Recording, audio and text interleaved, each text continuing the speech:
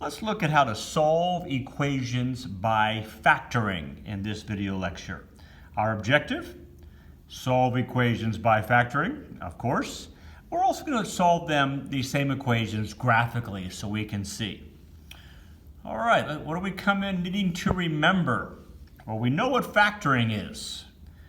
Factoring is the process of finding what to multiply together to get an expression.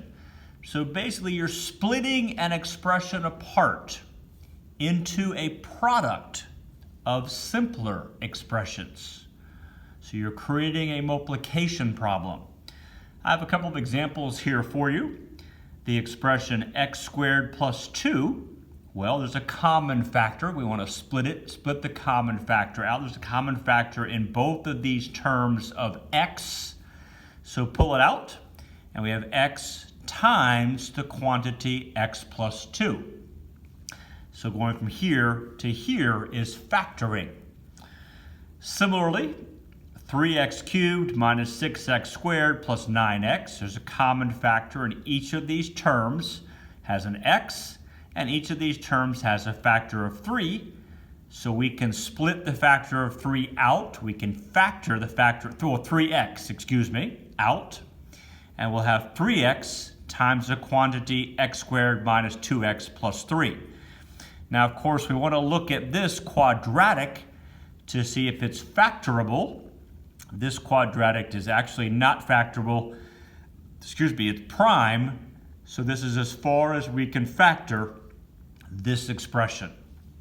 Okay, so how do we solve by factoring? Well, the general idea is we want to make use of the zero product property, which tells us that when you have two or more things being multiplied together, if one or both of those things are zero, then the whole thing is zero.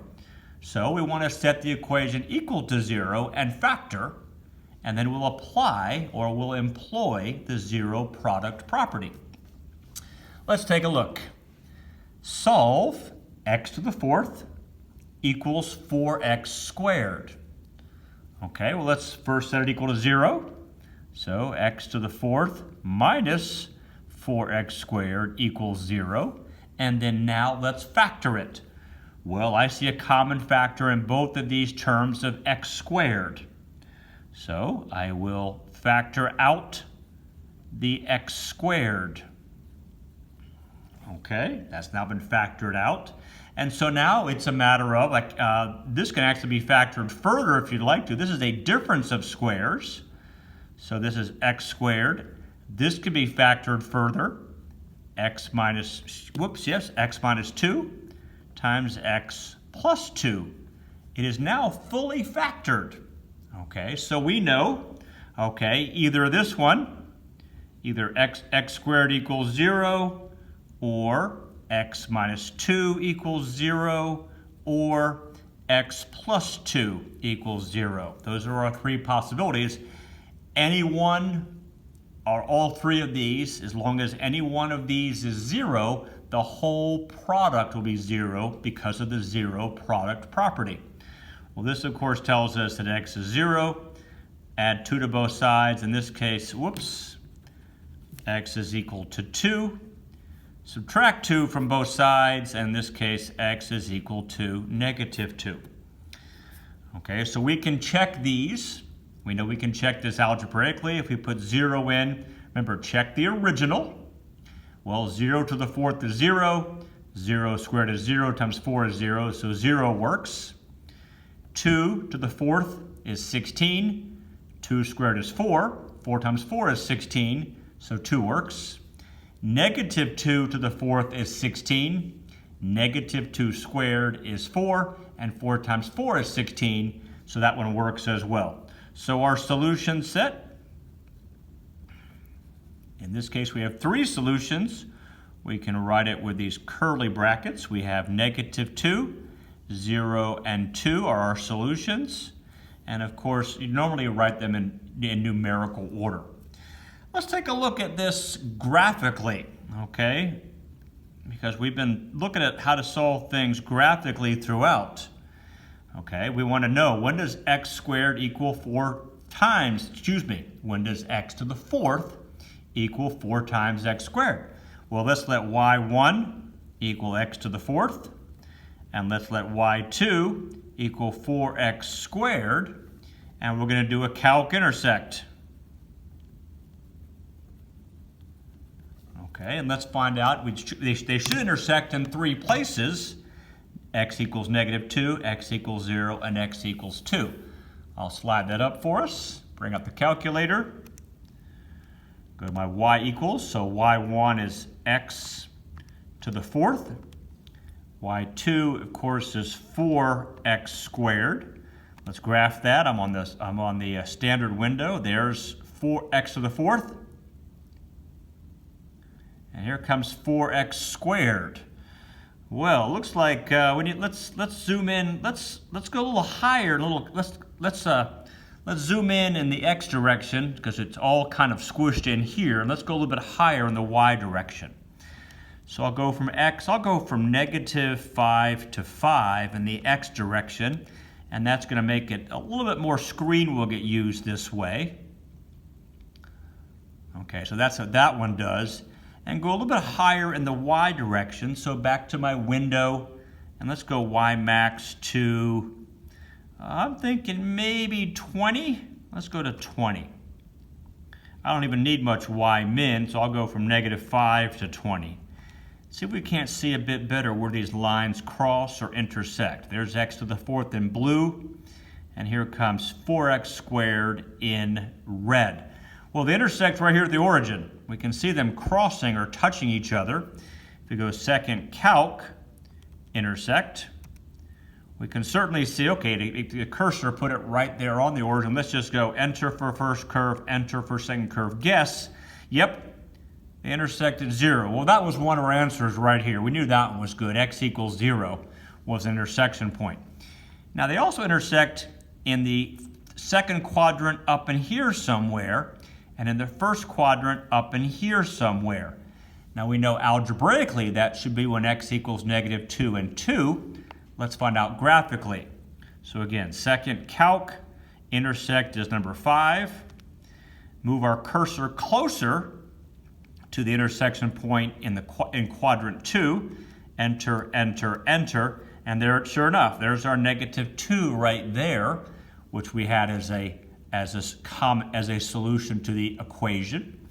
And if we go to second calc, and we go to intersect, and we go to the other side, move our cursor closer to that intersection point, and we enter, enter, enter, there is our x equals 2 solution right there.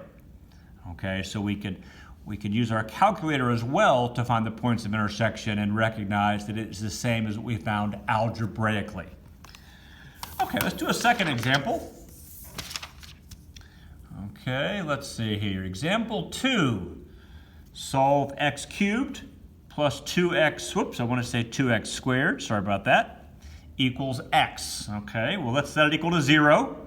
So x cubed plus 2x squared minus x, subtracting x from both sides, is equal to 0.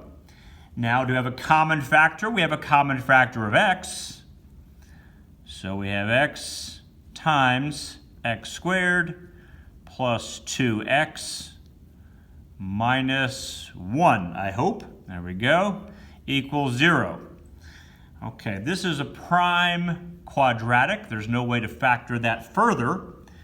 So our solution set is, well, either x equals 0 from this one, or x squared plus 2x minus 1 equals 0. Those are our two choices.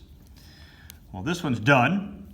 This one requires the quadratic formula because it's not a factorable quadratic. It's a prime quadratic. So we know that a equals 1, and the quadratic formula, b is equal to the coefficient of the x term, which is 2, and c is equal to the constant, which is -1. We know from our quadratic formula that x is equal to opposite b plus or minus square root b squared minus 4 times a times c all over 2a. So let's substitute. Opposite b is going to be negative 2 plus or minus b squared. Okay, 2 squared minus 4 times a. A is 1. C is negative 1. All over 2 times a. A is 1, so 2 times 1.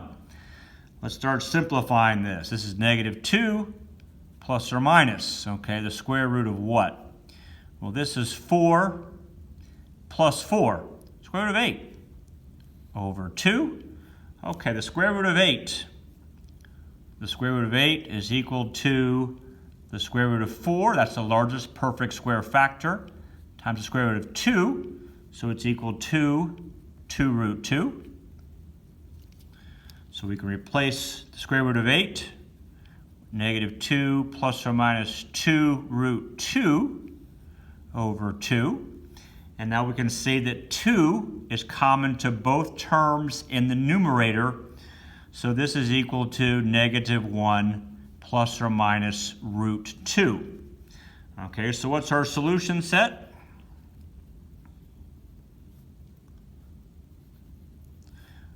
Okay, well, we know that x can be 0, but we all negative 1 minus root 2 is the smaller number, so I'll just write that first. You don't have to. 0 comes in the middle, and negative 1 plus root 2 is the positive. So that's in numerical order. Again, doesn't matter tremendously, but normally you put them in numerical order. Now, can we check this algebraically? Sure. 0 is simple to check. 0 cubed plus 2 times 0 squared is 0, and that equals 0. So 0 is obviously an answer. These are a bit harder, but you have a calculator, so you can put this into parentheses and cube it, put this into parentheses and square it, and then multiply it by 2, and add those two together. And when you do that, you should get this on the right side. And you can do the same thing with this. Okay, I pulled this problem purposefully. Here's an example of where graphing is not going, these are irrational numbers. So graphically is going to give you approximations. Okay, so here's my graphically. Y1 is x cubed plus 2x squared. So come down to y1, x cubed plus 2x squared. Come back up to here. Y2 is x from our original equation. So down here we'll have y2 be x. Okay, and now let's do calc intersect. And we'll see what comes up. Okay, I'll move the paper up a little bit here. Okay, and I'll go to my graph, y equals. I'll clear the previous entries. So y1 is x cubed plus 2x squared. Y2 is just x, that's a line. Okay, now let's go, I'm gonna zoom my standard window, go back to my standard window. And here I come, here's the x cubed plus 2x. And here comes the line. Okay, so it's a little bit funky on where they cross. Okay, did I get that right? Let's go back, x cubed plus 2x squared. Yeah, I did, okay. So let's go back to my graph. Okay, so let's zoom in so we can see a bit here. We can come way in. I'm going to come in window -5 to 5 on the x-axis and -5 to 5 on the y-axis. And let's see if it gets a bit clearer for me. There's x cubed plus 2x squared. Here comes... Okay, I'm going to zoom in a little bit more. I think there's more going on right in here. So I'm going to zoom in from -4 to 2 on my x-axis. -4 to 2. And let's get a little bit closer in this area maybe. There's that part. Here it comes. It's a little bit better. It looks like this is crossing. We know it crosses at 0, but it's also crossing somewhere over here. Well, let's do the calc intersect first for the place near the 0, the origin. We know that one is probably so. Put the cursor close to the origin, enter, enter, enter. And sure enough, 0 is the solution. Look at our paper right there. So the origin is the solution, x equals 0. Now, let's calc intersect and find where the lines cross in quadrant number 3. So second calc intersect, and I'll move my cursor closer to that intersection of the two curves. That's good. Enter, enter, enter. Now notice the guess here. Negative 2.414214. I'll note it here. Negative 2.414214. Okay, so the calculator is giving you an approximation. Okay, so this is a nice approximation. It's obviously pretty close. It goes to the 100,000th or millionth place here, but it's not the exact answer. Now we can test this one. Let's go back, and I'm going to quit this, and I'm going to put this in. Negative 1 minus, I'm up here, the square root of 2, and press enter. And notice with my calculator, negative 2.414213,562. They rounded to 4. So the calculator answer graphically is not the exact answer. It's an approximation. This is the exact answer. This number, because of the square root of 2, is irrational.